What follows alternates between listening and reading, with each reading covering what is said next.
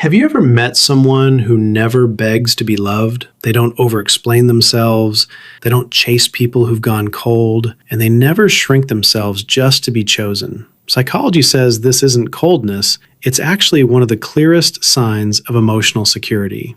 Here's what separates them from everyone else. 1. They regulate their own emotions. Emotionally secure people don't outsource their mood to someone else's attention. Psychologists call this internal locus of control. Their sense of okayness comes from inside, not from a text back. When someone goes quiet, they don't spiral. They don't refresh their phone. They simply continue their day, not because they don't care, but because their peace was never borrowed in the first place. 2.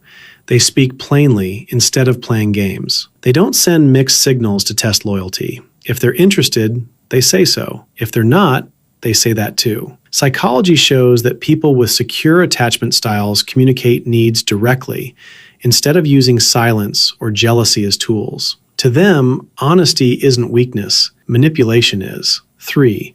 They let actions speak louder than promises. Secure people don't fall for words that aren't backed by consistency. They watch what someone does when it's inconvenient, not just what they say when it's easy. If effort disappears, they don't argue for it to come back. They simply notice and adjust their trust accordingly. 4. They don't confuse intensity with intimacy. A whirlwind of drama, jealousy, or chaos can feel like passion, but secure people know the difference. Real closeness is calm. It doesn't require constant proving or reassurance. They'd rather build something slow and steady than something thrilling that burns out in a month. 5. They set boundaries without guilt. They say no without a 3-paragraph apology attached. Psychology links this to healthy self-worth, the belief that their needs are just as valid as anyone else's. A boundary to them isn't rejection, it's self-respect in action. 6. They walk away from what isn't working. Where others cling out of fear of being alone, secure people ask a different question. Is this actually good for me? If the answer is no, they leave,